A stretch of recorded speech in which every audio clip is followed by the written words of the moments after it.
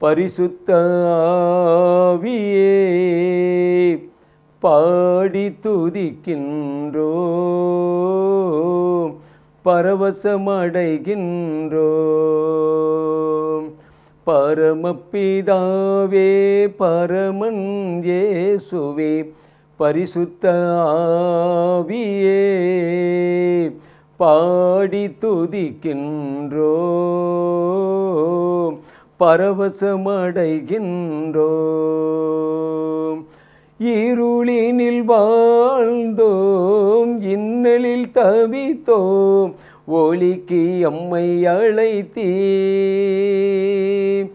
இருளினில் வாழ்ந்தோம், இன்னலில் தவித்தோம், ஒளிக்கு எம்மை அழைத்தீர்.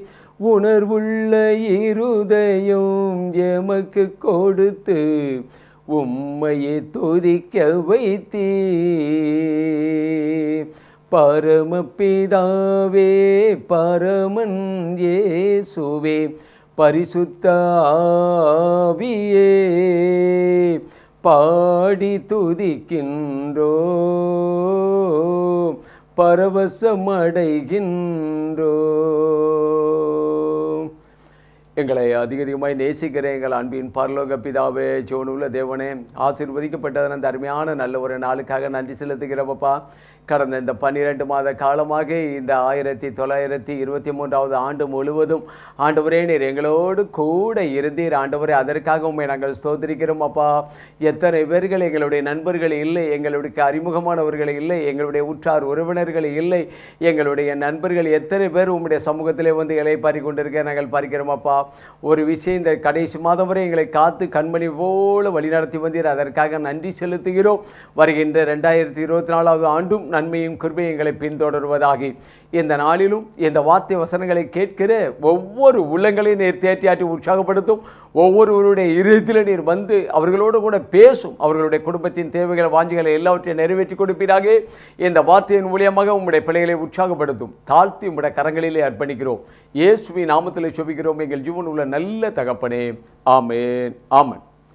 கிறிஸ்துவுக்குள் அன்பான சகோதர சகோதரிகளே, நண்பர்களே, இந்த நல்ல நாளிலும் இந்த வருஷத்தின் கடைசி நாளிலும் உங்களை இந்த தேவனுடைய செய்தியின் மூலியமாக சந்திப்பதில் நான் மிக்க மகிழ்ச்சி அடைகிறேன். கர்த்தர் நல்லவர். இந்த நாளிலும் உங்கள் ஒவ்வொருவருக்கும் என்னுடைய நெஞ்சார்ந்த கிறிஸ்மஸ் நல்வாழ்த்துகளையும் வருகின்ற புத்தாண்டு நல்வாழ்த்து வணக்கங்களையும் உங்களுக்கு மகிழ்ச்சியோடு தெரிவிப்பதில் நான் மிக்க மகிழ்ச்சி அடைகிறேன். கர்த்தர் நல்லவர். இந்த நாளிலும் தியானிக்கும்படியாக இந்த மாதம் முழுவதும் நாம் இயேசு கிறிஸ்து இந்த உலகத்தில் பிறந்த நல்ல ஒரு செய்தியை நாம் கேட்டுக்கொண்டு இருக்கிறோம். ஆனால் இந்த நாளிலும் அடியானுக்கு கொடுக்கப்பட்ட நல்ல ஒரு தலைப்பு. இந்த நாளில் யோசுவாவின் புஸ்தகம் 10ஆம் அதிகாரம் 13வது வசனம். அப்பொழுது ஜனங்கள் தங்கள் சத்துருக்களுக்கு நீதியை சரிகட்டு மட்டும் சூரியன் தரித்தது, சந்திரனும் நின்றதாம்.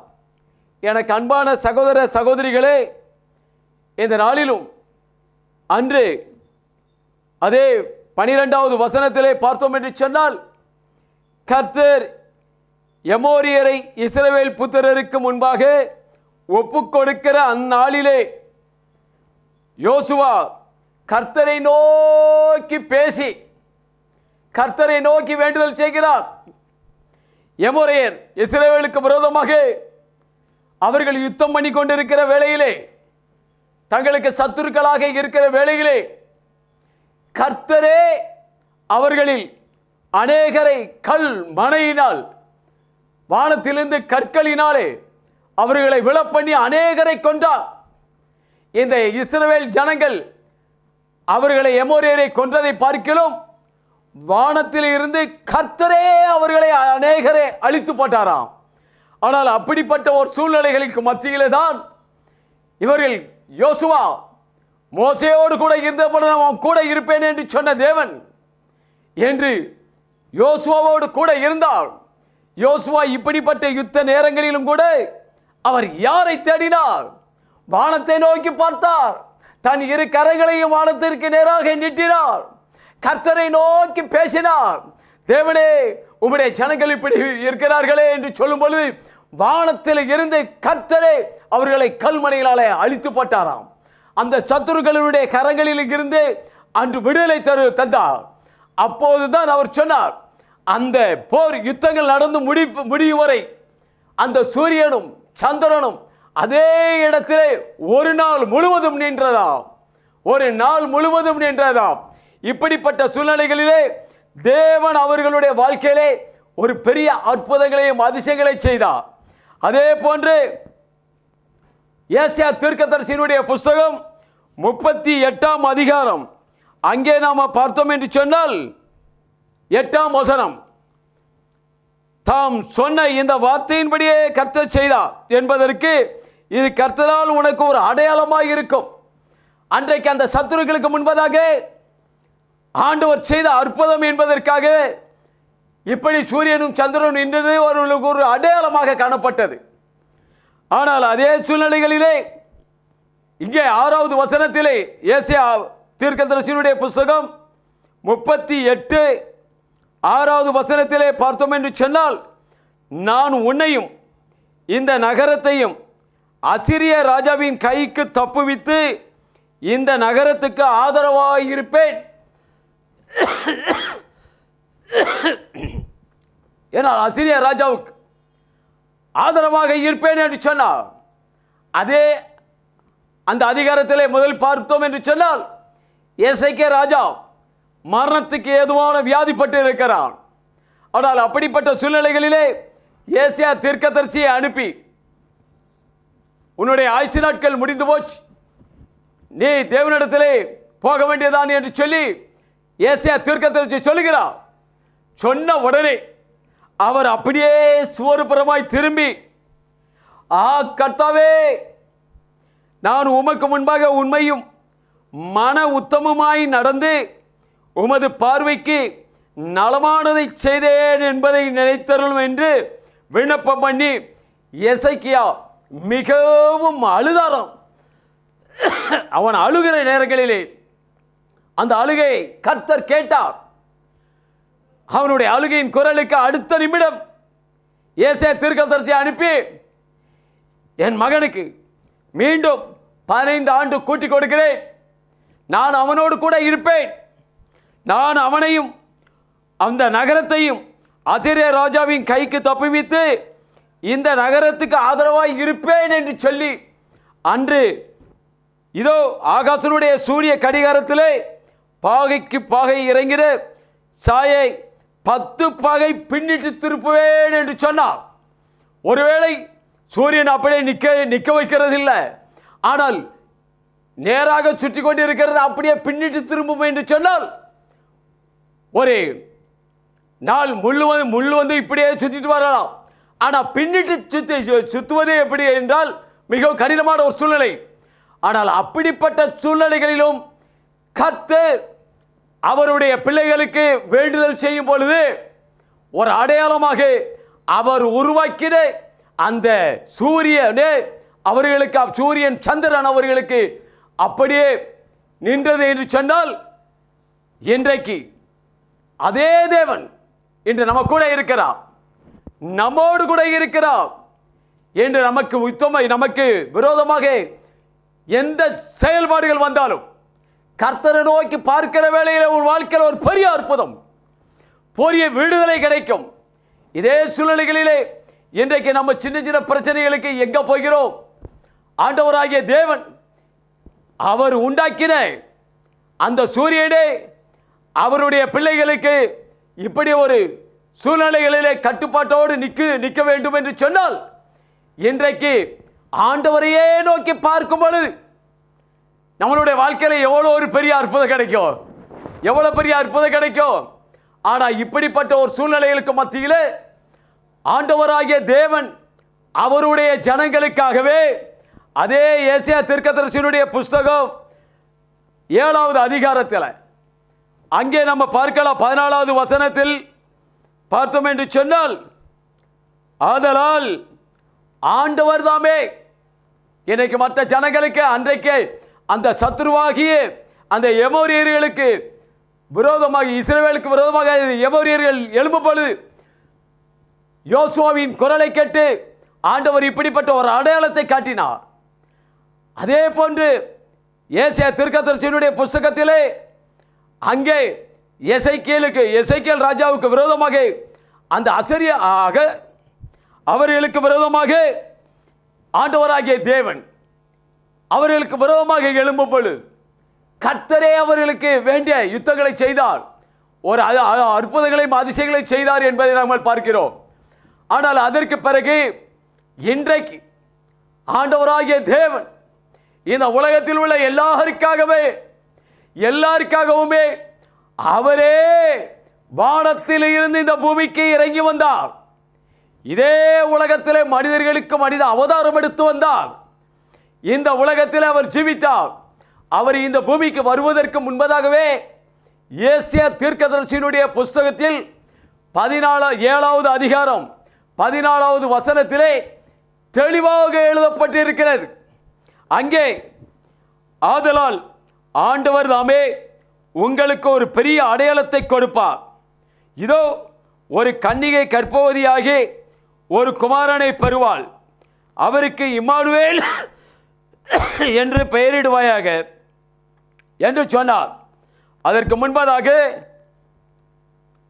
13வது வசனத்திலே அப்பொழுது ஏசாயா தாவீதின் வம்சத்தாரே கேளுங்கள், நீங்கள் மனுஷரை விசனப்படுத்துகிறது போதாதென்று என் தேவனையும் விசனப்படுத்த பார்க்கிறீர்களோ அப்படின்னு சொல்லிட்டு, ஏன்னா அவர் எவ்வளவு அற்புதங்களை செய்தாலோ விசுவாசிக்கவில்லை, அவரை நம்பவில்லை. ஆனா அப்படிப்பட்ட ஒரு சூழ்நிலைகள்ல ஏசாயா தீர்க்கதரிசி அப்போ தான் சொல்றாரு, தாவீதின் வம்சத்தாரே கேளுங்கள், நீங்கள் மனுஷரை விசனப்படுத்துகிறது போதாதென்று என் தேவனை விசனப்படுத்துகிறீர்களோ என்று சொல்லி கேட்கும் பொழுது, ஆண்டவராகிய தேவனே உங்கள் ஒவ்வொருவருக்கும் இந்த உலகத்தில் ஒரு அடையாளங்களை காட்டும்படியாக, ஆதலால் ஆண்டவர் தாமே உங்களுக்கு ஒரு அடையாளத்தை கொடுப்பார்.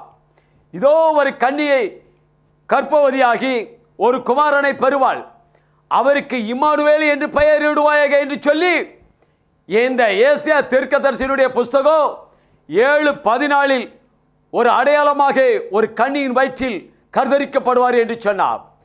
அதே போன்று இந்த பூமியிலே ஆண்டவராகிய தேவன் மத்தேயு 1வது அதிகாரம் 23வது வசனத்திலே அதே போன்று ஒரு மரியாள்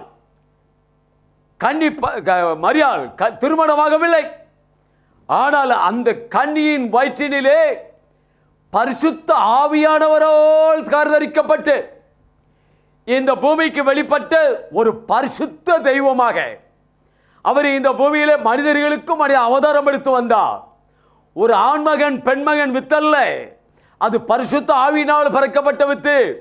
அவருமே இந்த பூமிக்கு வெளிப்பட்டு இதே பூமியிலே எப்படிப்பட்ட அந்த சத்துருக்களாக இருந்தாலும், நீ எப்படிப்பட்ட பிசாசுடைய பிடிகளிலே அகப்பட்டு கிடந்தாலும், எப்படிப்பட்ட கட்டுகளிலே இருந்தாலும், நம் ஒவ்வொருவரையும் விடுதலையாக்கும்படியாக, நம்ம ஒவ்வொருவரையும் மேன்மைப்படுத்தும்படியாக, நம்ம ஒவ்வொருவரையும் அவருடைய பிள்ளைகளாக அந்த அதிகாரத்தை கொடுக்கும்படியாக அவர் பரலோகத்தை விட்டு இந்த பூமிக்கு இறங்கி வந்தாரே. இதே உலகத்தில் வந்து எந்த மனுஷனையும் பிரகாசிப்பிக்கிற மெய்யான ஒளியாக அவர் வந்தார். He came unto his own, but his own received him not. அவருக்கு சொந்தமான இந்த உலகத்திலே வந்தார், இன்னும் அவருக்கு சொந்தமானவர்களோ அவரை ஏற்றுக்கொள்ளவில்லை என்று சொன்னால் தேவன் எவ்வளவு வேதனைப்படுவார். இன்றும் மனிதர்களுடைய வாழ்க்கையிலே எத்தனை அற்புதங்கள் அதிசயங்களை செய்தும் மனிதர்களுக்கு உணர்வில்லாத இருதயம், சிலருடைய இருதயம் இருள் அடைஞ்சு போய்விட்டது. ஆனால் இன்றைக்கும் ஆண்டவர் நம்மளுடைய வாழ்க்கையில எத்தனை அற்புதங்களை செய்திருக்கிறார். இந்த வேதத்தில் அவர் இதே உலகத்தில் வந்து நடக்க முடியாதவர்களை நடக்கும்படி செய்தார், பேச முடியாதவர்களை பேசும்படி செய்தார், பிறவி குருடனுடைய கண்களை திறந்தார், எத்தனையோ சப்பானிகளை சுகமாக்கினார். எத்தனையோ வியாதிகளிலும் எத்தனை பிள்ளைசூரிய கட்டுகளில் அகப்பட்டவர்களுக்கெல்லாம் விடுதலை தந்தாரே. ஆனால் அந்த இயேசு இந்த பூமியில் வந்து எத்தனை அற்புதங்களை செய்தார். ஆனால் அவரை இன்னும் நாம விசுவாசிக்கலை. அநேக பரிசேயர்கள், சதுசேயர்கள், நல்ல பரிசேயர்கள், வேதத்தை அறிந்தவர்கள். ஆனால் அவரும் சொல்றாரு, இன்னும் எங்களுக்கு ஒரு அடையாளத்தை காட்டும். யார? இயேசு கிறிஸ்துவின் இடத்துல வந்து எங்களுக்கு ஒரு அடையாளத்தை காட்டும். எத்தனை அடையாளங்களை செய்திருக்கிறாரு, எத்தனை அற்புதங்களை செய்திருக்கிறாரு. ஆனா அதெல்லாம் விசுவாசிக்கும் மந்த இருதயம் உள்ள பரிசேயன், வேத சதுசேயன், இவன் என்ன கேட்கிறாரு? எங்களுக்கு இன்னொரு அடையாளத்தை காட்டும். யாரு? பரிசேயன் கேட்கிறான்.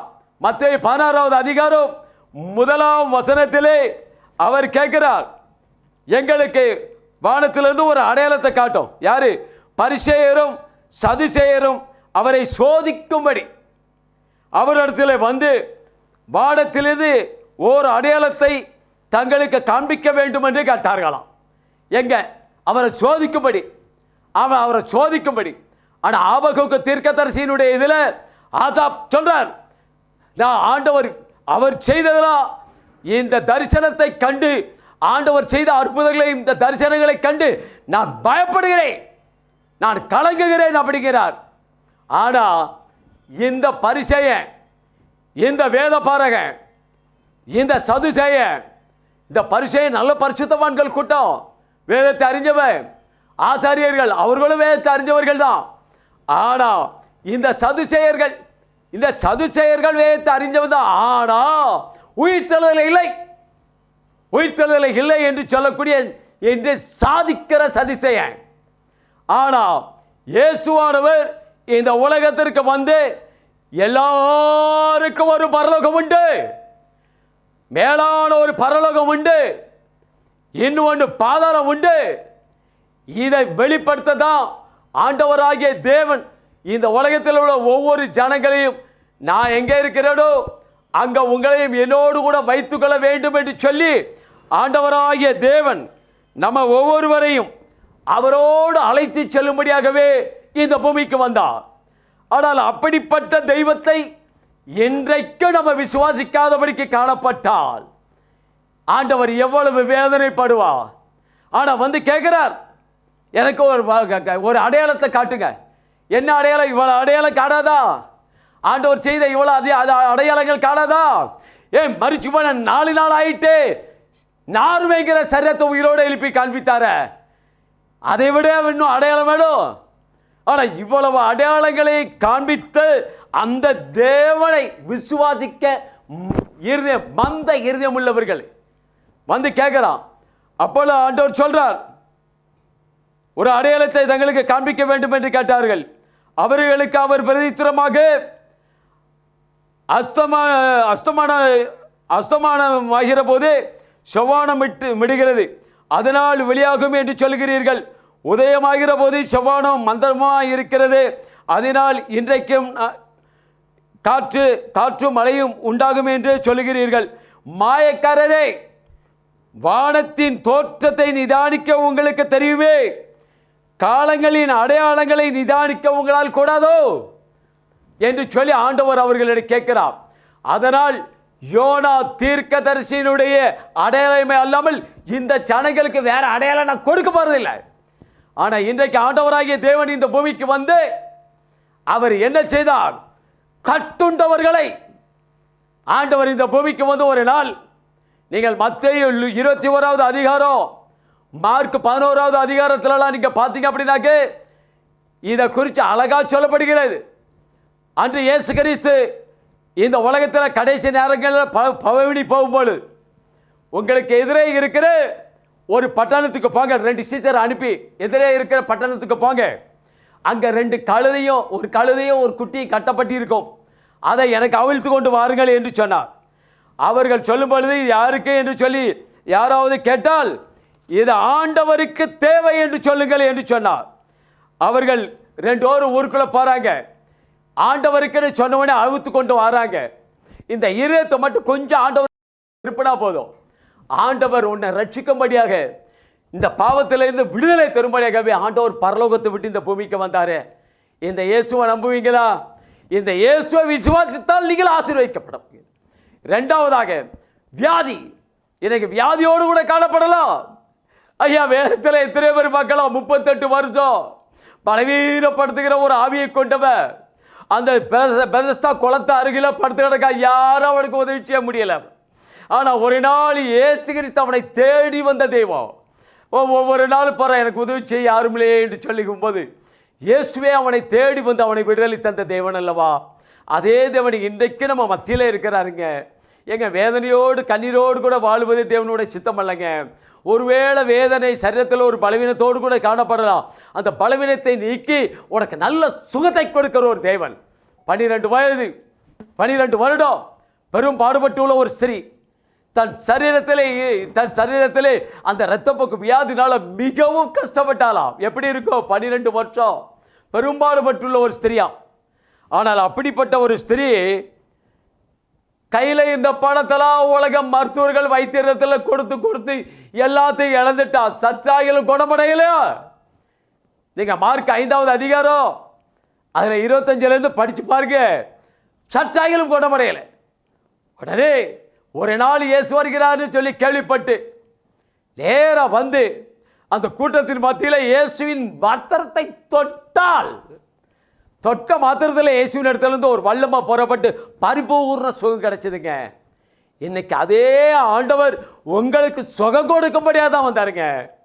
ஏங்க, நமக்கு சுகம் கொடுக்கும்படியாக தாங்க வந்தாரு. ஏங்க, சரீரத்தில் எவ்வளவு பலவீனங்கள் இருக்கலாம். நான் கூட கடந்த 4 நாள் சரீரத்தில் பலவீனத்தோடு கூட தான் இருந்தேன். வேத வசனம் இன்னைக்கு ஆண்டவருடைய சத்தியத்தை எப்படியா சொல்ல வேண்டும். எனக்கு சுகம் கொடுக்கிற தேவன் இந்த உலகத்தில் ஒவ்வொருவருக்கும் சுகம் கொடுக்கணும். அதற்காக தான் இந்த நாளிலும் இந்த இடத்துல வந்து நிற்கிற பலவீனத்தோட காணப்படுற எங்க பலவீனமாக இருக்கு. ஆனா தேவன் சுகம் கொடுக்க வல்லவர். சரீரத்தில் எந்த ஒரு பலவீனங்கள் வரும், ஆனா பலவீனங்களை நீக்கி போடுவார். வியாதி வந்தாலும் நீக்கி போடுவாருங்க. எங்க இயேசுவின் இடத்துல வாங்க, அவங்களுக்காக தான் வந்தாரு. வியாதிஸ்தர்களுக்கு நீக்கி போட தான் வந்தாருங்க. இப்படியே ஒவ்வொரு காரியங்களை பார்த்தீங்கன்னா, ஆண்டவரே எல்லாத்தையும் இழந்துட்டோம்பா, உலகத்தில் எல்லாத்தையும் இழந்துட்டோம்பா, ஆண்டவரே எல்லாத்தையும் நான் என்னுடைய மூளை யார்கிட்ட எல்லாத்தையும் கொடுத்து ஏமாந்துட்டோம்பா, நான் ஒரு ஏமாற்றப்பட்ட ஒரு மகனாக காணப்படுறேன்னு சொல்லி ஒருவேளை எல்லாவற்றையும் இழந்திருக்கலாங்க. ஏங்க, ஆண்டவர் இழந்து போனதை தேடவும் ரட்சிக்கவுமே மனுஷகுமாரன் இந்த உலகத்தில் வந்தாராங்க. இன்னைக்கு என்னென்ன இழந்தீங்களோ, எப்படி இழந்தீங்களோ, ஆண்டவரே தெரியாமல் இழந்துட்டாம்பா, என்னை மன்னியும், எனக்கு வேண்டிய ஞானத்தை தாரோம், கிருபைகளை தாரோம், மீண்டும் ஆண்டவரை இழந்து போன அந்த ஐஸ்வர்யங்கள் எல்லாத்தையும் தந்து உதவும் ஆண்டவரேன்னு சொல்லி ஆண்டவரிடத்தில் கேட்கும் பொழுது ஆண்டவர் நிச்சயமாகவே உங்களை தருவார். யோபனுடைய வாழ்க்கையில் எல்லாவற்றையும் இழந்தான். பிள்ளைகளை இழந்தான், சொத்து சோகங்கள் ஆடு மாடுகளை எல்லாத்தையும் இழந்தான். ஆனாலும் கர்த்தர் பார்த்துக்கிட்டே இருக்கிறாரு. ஆனாலும் இவன் உத்தமனாக தான் இருக்கிறான். நான் கர்த்தர் கொடுத்தார், கர்த்தரை எடுத்தார், கர்த்தருடைய பர்த்தநாமத்தில் சோத்திரம்னு சொல்லி அவன் பாட்டு சோத்திரம் சொல்லிட்டு தான் இருந்தான். ஆனாலும் அவனுக்கு நல்லா தெரியும், கடைசி நாளிலே என் தேவன் இந்த பூமியிலே வருவா, என் தேவன் உயிருள்ளவராக இருக்கிறார், கடைசி நாளிலே இந்த பூமியில நிற்பார், அந்நிய கண்கள் அல்ல, என் கண்கள் என் தேவனை காணும் என்று சொல்லி அப்படிப்பட்ட நம்பிக்கையோடு கூட இருந்தான். கடைசியா யோபு 42வது அதிகாரம் 9வது வசனத்தில் பார்த்தா, என்னுடைய அன்பு மக இவ்வளவு உத்தமமா இருக்கானே, இவ்வளவு கஷ்டத்தின் மத்தியிலே என்னை நான் விடாம இருக்கிறானே, என்னை நம்புகிறானே, என்னை விசுவாசிக்கிறானே என்று சொல்லி கர்த்தர் யோபுவின் முகத்தை நோக்கி பார்த்தாருங்க. எங்க பார்த்த அடுத்த வசனத்திலே யோபுவின் முந்தின நிலைமையிலும் பிந்தின நிலைமை இரட்டிப்பான ஆசீர்வாதம் கிடைச்சதுங்க. எங்க இரட்டிப்பான ஆசீர்வாதங்க. எனக்கு இயேசு உங்களை பார்த்தா போதுங்க. ஏங்க, நீங்க அவரை தேட ஆரம்பிச்சிட்டீங்க, அவங்கள தேட ஆரம்பிச்சிட்டீங்க, ஆண்டவர் உங்களுடைய வாழ்க்கையில் வெளிப்படுவார், உங்களுடைய வாழ்க்கையில் ஒரு பெரிய அற்புதங்களை செய்வார். அதற்காக தான் ஆண்டவர் பரலோகத்தை விட்டு இந்த பூமிக்கு வந்து நம்மளுடைய பாவம், நம்மளுடைய சாபம், இதுக்கு முன்னாடி நம்மளுடைய மூதாதையர்கள் செய்த சாபங்கள், சிலர் சொல்லுவாங்க உங்களுடைய தொடர்ந்து உங்களுடைய மூதாதையர்கள் செய்த சாபம் தான் பின்தொடர்ந்துக்கிட்டே வந்துக்கிட்டு இருக்கு. ஆண்டவர் சொல்றார், நாலாம் ஒரு மனுஷனுடைய வாழ்க்கையில செய்த பாவத்தை நிமித்தம் அந்த பாவத்தை பழைய ஏற்பாட்டினுடைய காலத்துல 3ஆம் 4ஆம் தலைமுறை வரையில கேட்படார். ஆனா புதிய ஏற்பாட்டில் அப்போஸ்தலர் 13:39 சொல்றாரு, ஆனா அந்த சாபம் எது நியாயப்பிரமாணத்தினுடைய சாபங்கள் எதிலெல்லாம் இருந்து நம்ம விடுதலையாக்க கூடாது இருந்ததோ, இந்த இயேசு கிறிஸ்துவால் சகலவற்றிலிருந்து மூதாதையர்களுடைய சாபம் எல்லாவற்றும் மறைக்கப்பட்டு நம்மளை ஆசீர்வதிக்கிற தெய்வமாக இருக்கிறார். இந்த இயேசு கிறிஸ்துக்குள்ள வரும்பொழுது சாபங்கள் மாறுங்க, எங்க பாவங்கள் மறையுங்க, எங்க நம்மளுடைய சரீரத்திலுடைய வியாதிகளை நீக்கி போடுவாருங்க. ஆண்டவர் உங்க சரீரத்தில் புது பலனே ஆரோக்கியத்தை கொடுப்பார். இந்த இயேசு கிறிஸ்து அதற்காகவே பரலோகத்தை விட்டு இந்த பூமிக்கு வந்தாருங்க. எங்க நம்மளை ஆசீர்வதிக்கும்படியாக, எங்க நம்மளை பலப்படுத்தும்படியாக வந்தார். இதே தேவன் ஒரு முறை நமக்காக பரலோகத்தை விட்டு இந்த பூமிக்கு வந்து நமக்காக கல்வாரி சிலுவையில் அடிக்கப்பட்டு நொறுக்கப்பட்டு நமக்காக மரித்து உயிர் தெழுந்து இன்று உயிருள்ள தெய்வமாக இருக்கிறார். எனக்கு உயிருள்ள தெய்வம், எனக்கு உயிருள்ள தெய்வம். ஆண்டவர் சொன்னார், இதோ மரித்தேன், ஆனாலும் சதா நாட்களில் உயிரோடு கூட இருக்கிறேன். நான் உன் கூட தான் இருப்பேன், நான் உன்னை விட்டு விலக மாட்டேன், உன்னை கைவிடவே மாட்டேங்கிறார். அன்றைக்கு வந்தால் அந்த இஸ்ரவேலுக்கு விரோதமாக அந்த எமோரையர்கள் வரும்பொழுது அவர்களுடைய அந்த யுத்தங்கள் முடியும் வரை அவர்களுக்கு மத்தியிலே அந்த சூரியனும் சந்திரனும் நின்றது போல இன்றைக்கு உங்களுக்கு விரோதமாக இருக்கிற சத்துருக்களுக்கு விரோதமாக நீங்கள் போராடி கொண்டிருக்கிற வேளையெல்லாம் இயேசு கிறிஸ்து மத்தியிலே இருக்கிறார், நம்ம கூட இருக்கிறார். ஆனா நம்ம அவரை நோக்கி கூப்பிட ஆரம்பிச்சிட்டோம், எல்லா சத்துருக்களிலும் நின்றும், எல்லா வியாதிகளிலிருந்தும், வறுமைகளிலிருந்தும், கஷ்டங்களிலிருந்தும், கண்ணீர்களிலிருந்தும் நம்மளை விடுதலையாக்குகிற தேவனுங்க. இன்னைக்கு அவர் நம்ம கூட இருக்கிறார், அவர் நம்ம கூட இருக்கிறார். இவ்வளவு பெரிய அற்புதங்களை அதிசயங்களை செய்த தேவன் நம்ம கூட இருக்கும் பொழுது இன்றைக்கு நம்ம பயப்பட வேண்டிய அவசியமா? பயப்பட வேண்டிய அவசியமா? அதனால தான் ஆண்டவர் இந்த உலகத்தில் வந்த உடனே சொன்னார், பயப்படாதீர்கள், இதோ உலகத்திற்கு ஒரு நல்ல செய்தி, ஆண்டவராகிய இயேசு கிறிஸ்து என்னும் இரட்சகர் உங்களுக்காக தாவீதின் ஊரிலே பிறந்திருக்கிறார் அப்படின்னு சொல்லி பார்க்கும் பொழுது அவரை எல்லாரும் பார்க்க ஓடினார்கள். பார்த்தவர்கள் ஆசீர்வதிக்கப்பட்டார்கள். இன்றைக்கு அவரை நம்புகிறவர்கள், வேதத்தில் அழகா சொல்லப்படுகிறது, கர்த்தரை தெய்வமாய் கொண்ட ஜனங்கள் பாக்கியமுள்ளவர்கள். காரணம் என்னவென்று சொன்னால், இவரை தெய்வமாய் கொண்டிருக்கும் பொழுது இவராலே அல்லாமல் நமக்கு ரட்சிப்பு இல்லை, இவராலே அல்லாமல் நமக்கு மீட்பு இல்லை, இவராலே அல்லாமல் நமக்கு இந்த உலகத்தில் ஆசீர்வாதம் இல்லை, மேன்மை இல்லை, இவராலே அல்லாமல் பரலோகம் இல்லை. உலகத்தில் மனுஷன் வந்தால ஆயிடுச்சு நாட்கள் 70 வருஷம் தான், பழத்தின் முன்னால 80 வருஷம் தான். நீங்க பெரிய டாக்டரா இருக்கலாம், டாக்டரா இருந்தாலும் 80 வயசுல போக வேண்டியதான். அதுவும் வருத்தமும் சஞ்சலமும் நிறைஞ்ச உலகம்தான். ஆனா அந்த உலகத்துல வாழ்ற வாழ்க்கையை விட நித்திய காலமா வாழக்கூடிய ஒரு உன்னதமான வாழ்க்கைக்கு, அந்த பரலோகத்திற்கு அவரோடு கூட இருக்கும்படியான அந்த வாழ்க்கையை நமக்கு தரும்படியாகத்தான் ஆண்டவராகிய இயேசு கிறிஸ்து பரலோகத்திலிருந்து இந்த பூமிக்கு வந்து எனக்கு நமக்கு இவ்வளவு அற்புதங்களையும் அதிசயங்களையும் அடையாளங்களையும் செய்த தேவன் நம்ம கூட இருக்கிறாரு. இவரை நம்புங்க, இவரை விசுவாசிங்க.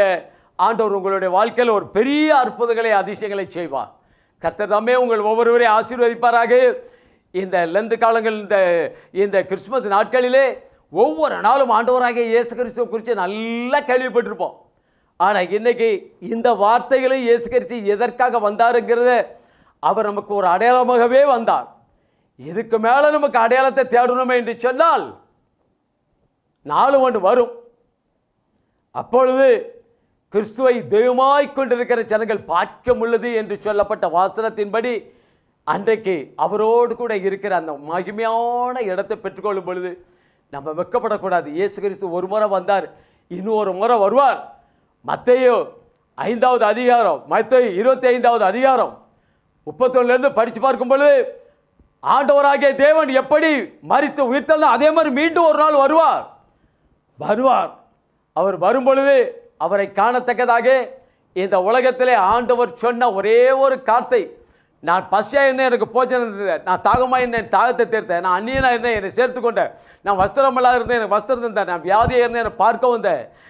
நான் காவலில் இருந்தேன், என்னை விடுவிக்க வந்தேன். எப்போ ஆண்டவரே, இந்த ஏழை எளியவர்களுக்கு இந்த கிறிஸ்துமஸ் நாட்களிலே நம்மளால் முடிந்தவரை ஏழை எளியவர்கள் திக்கற்றவர்கள் படுகிற உபத்திரவத்திலே அவர்களை விசாரித்து அவர்களுக்கு செய்ய வேண்டிய கடமைகளை நம்ம செய்வதுதான் தேவனுக்கு பிரியமான ஒரு காரியம் என்பதை உங்கள் மத்தியிலே சொல்லி நன்மை செய்ய படியுங்கள், நன்மை செய்ய பழகுங்கள்.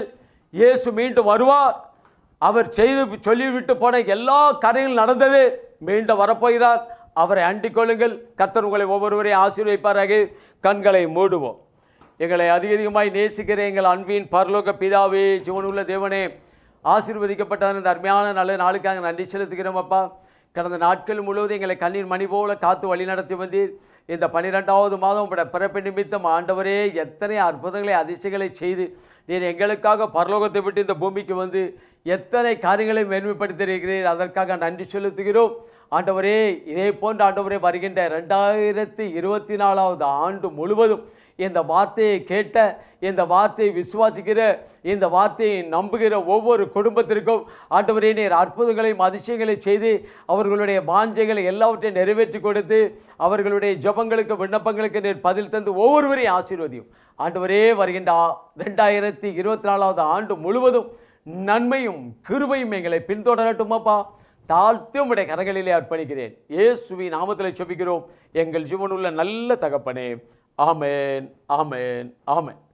You better not cry, you better not pout. I'm telling you why. Santa Claus is coming to town. Little tin horns, little toy drums, Rudy toot-toots and Rowdy tum-tums. Santa Claus is coming to town. And Goaty Head goes, Goggle and Goo, elephants, boats and kitty cars too. Santa Claus is coming to town.